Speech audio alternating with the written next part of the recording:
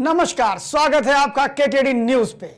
आज हम एक बहुत ही महत्वपूर्ण विषय पे चर्चा करने के लिए आए हैं। अभी आपने सुना होगा कि भारत के जो चीफ इलेक्शन कमिश्नर हैं वो जा रहे हैं मिजोरम में 29 अगस्त को दौरा करने, वहां के जायजा लेने, ताकि वहां पर चुनाव की घोषणा की जा सके।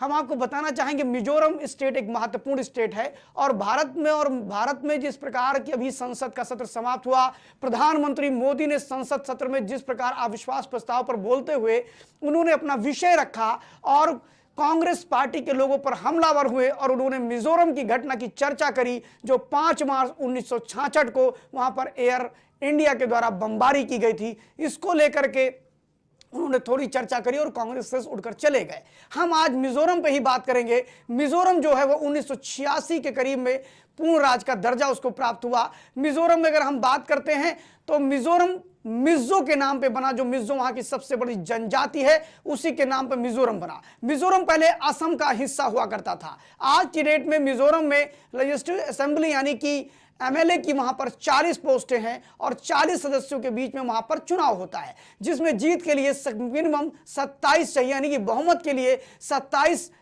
विधायक किसी भी दल के लोग के पास होना चाहिए, वही सरकार बना सकते हैं। मिजोरम पे जब हम बात करते हैं तो आपको बताएंगे मिजोरम का कराची और ढाका का कनेक्शन 1950 और 60 की बात है, जब मिजोरम में भारतीय सेना का एक जवान, एक हवलदार जिसका नाम था लाल गेंडा ने भारतीय सेना से विद्रोह करके वो चीन की तरफ चला गया और वहां जाकर के उसने मिजो फ्रंट की बात करी और मिजो फ्रंट उसी ने बनाया था मिजो नेशनल फ्रंट के नाम पर, और उसने व्यापक पैमाने पर वो अलगाववादी संगठनों का पोषण करने लगा और अलगाववाद को बढ़ावा देने लगा। उसने कहा कि हमें एक अलग राष्ट्र की आवश्यकता है, हम एक अलग राष्ट्र के रूप में रहेंगे, और उसने अलग करने की बात करी मिजोरम को। उसको लेकर के जब वहां पर विरोध प्रारंभ हुआ तो विरोध बड़े ही उच्च स्तर पर पहुंच गया और इसका नतीजा यह हुआ कि इंदिरा जी को जब यह पता लगा, जब इंदिरा जी 1 जनवरी 1966 को जब वो संभालती हैं प्रधानमंत्री पद का, तो इंदिरा जी को ये बातें पता लगती हैं, जिसमें सारे इंटेलिजेंस इनपुट जाते हैं कि वहां पर बहुत बड़े अलगाववादी संगठन काम कर रहा है, जिसका नेतृत्व लाल गेंडा कर रहा है। ये लाल गेंडा वो था जिसकी कहानी जब आप सुनेंगे तो चकरा जाएंगे, क्योंकि एक हवलदार से होकर के किस प्रकार वो मुख्यमंत्री बन बैठा, पहला मुख्यमंत्री मिजोरम का बना लाल गेंडा, वो पूरी कहानी हम आपको बता रहे हैं।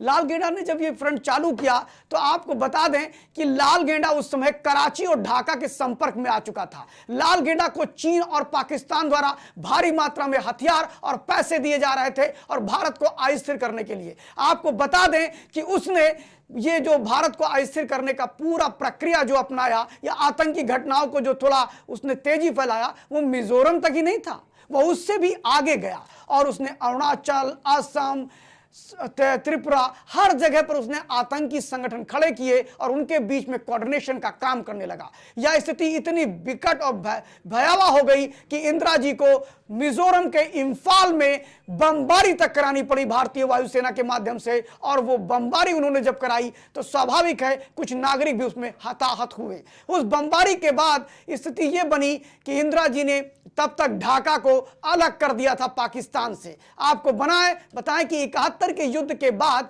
स्थिति ऐसी बनी कि तब लाल गेंडा को यह लगने लगा, पहले उसे लगता था कि चीन और पाकिस्तान की आर्मी बहुत स्ट्रांग है और पाकिस्तान की आर्मी के माध्यम से वो भारत के इस टुकड़े को तोड़ करके उसका राष्ट्र का अध्यक्ष बन जाएगा, लेकिन ऐसा उसको लगा, जब लगा कि नहीं हो पाएगा तो उसने भारत के उस समय के रॉ के सबसे वरिष्ठ प्रमुख जिनका नाम था हलवासविया, उनके साथ उसने हसन वालविया, उनके साथ उसने मिल करके बातचीत की और ज्यूरिख में जाकर के उन्होंने बातचीत करना प्रारंभ किया। बिहाइंड द कॉटन लाल गेंडा ने बातचीत प्रारंभ की और वो बातचीत जो उसने 73 से बातचीत करना शुरू किया, आते आते 1984 में कॉम्पैक्ट कर गया और आकर के उसने भारतीय सरकार से बात किया। भारत सरकार से बात करने के बाद उसके कई मुद्दे थे। एक तो वो ये कह रहा था कि मिजो जात के लोगों की जो परंपरा है उसको स्वतंत्रता दिया जाए, मिजो जात के लोगों को विशेषाधिकार दिए जाए, साथ ही हमारा राज्य अलग किया जाए और इसका नाम मिजोरम किया जाए। उसके बाद ही मिजोरम उसका नाम किया गया, उसको अलग किया गया, वरना वो असम का हिस्सा था। पहले उसको यूनियन टेरिटरी क्रिएट की गई, उसके बाद में 87 के करीब में उसको भारत का पूर्ण राज्य का दर्जा दिया गया। और आपको बता दें कि इंदिरा जी ने बाद में लालगेंडा के नेतृत्व में इंदिरा जी ने लालगेंडा की सुझाव पर बहुत से आतंकी संगठनों को डिस्ट्रॉय करने का काम भी शुरू कर दिया था। दुर्भाग्य से इंदिरा जी उस समय एक और समस्या भारत के अंदर खड़ी हुई जिसको पाकिस्तान ने और प्रमोट किया था, वह समस्या थी पंजाब की। और पंजाब की समस्या में समाधान के लिए भी वो लालगेंडा से बातचीत करती रहती थी। लालगेंडा ने उनको बहुत से राय दिए थे, वह उनको बताता था कि किस प्रकार खालिस्तान मूवमेंट चल रहा है, कैसे वहां हथियार पहुंच रहे हैं और क्या क्या संभावनाएं हैं भारत को अस्थिर करने की।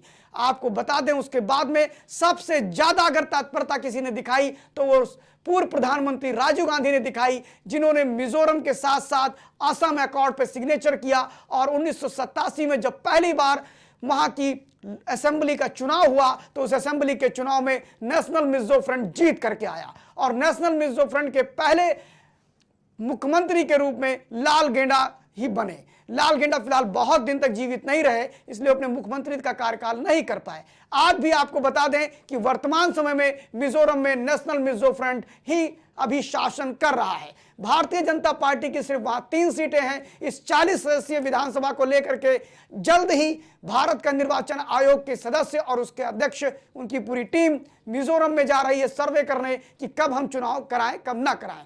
बात यह आती है, इस पूरी कहानी में 3 लोग दिखाई पड़ते हैं। एक लालगेंडा जिसने मिजोरम मिजो फ्रंट बनाया, दूसरा इंदिरा गांधी और तीसरे मोदी जी का वो सेंटेंस कि आपने मिजोरम के लोगों पर बमबारी की और इंडियन आर्मी ने किया। इन तीनों का यहां गठजोड़ दिखाई पड़ता है, लेकिन उससे ज्यादा बड़ा कनेक्शन चीन और कराची का दिखाई पड़ता है, जिसमें हमें यह मानना होगा कि उस समय की सरकार में जो करना चाहिए वह इंदिरा जी ने किया था। मिजोरम अपने आप में 87 के बाद से, असम अकॉर्ड आने के बाद से अब कभी भी मिजोरम में हिंसा नहीं होती है। यानी 87 के बाद से मिजोरम बहुत ही शांत वातावरण में है और अभी भी वहां पर हिंसा के एक भी लक्षण नजर नहीं आते हैं। मेरा मानना है कि मिजोरम को लेकर के भारत की सरकार 87 में जो निर्णय लिए गए थे वह कहीं भी प्रभावित नहीं हुए, इसलिए आज तक उसको लेकर के कोई विरोध नहीं हुआ। मिजोरम में एक जाति है जिसको जनजाति है चकमा। चकमा जाति की विशेषता यह है कि वो जाति सांपों के विष ग्रंथि को तोड़ करके फिर सांप को काट करके खाती है। ऐसे ही मिजोरम में जो जनजाति हैं वो बड़ी वीर हैं। और मिजोरम को लेकर के चूंकि अभी चुनाव मिजोरम में आने वाले हैं, फिलहाल भारतीय जनता पार्टी की वहां पर कोई दाल नहीं गल रही है, क्योंकि भारतीय जनता पार्टी का सिर्फ एक मेंबर ऑफ लेजिस्लेटिव असेंबली है, बाकी वहां पर मिजो नेशनल फ्रंट का डंका बजता है। यह मिजो नेशनल फ्रंट जिसकी सरकार उसकी तरफ होती है। मिजोरम पे ये थोड़ी जानकारी आपके सामने रखी गई। केकेडी की विशेष पेशकश आप लोगों के लिए थी। मैं आप लोगों को कहना चाहूंगा कि केकेडी के इसी प्रकार की पेशकश और आती रहे, इसके लिए आप हमारे कार्यक्रम को देखते रहें। लगातार खबरों का सिलसिला केकेडी न्यूज पर जारी है। धन्यवाद।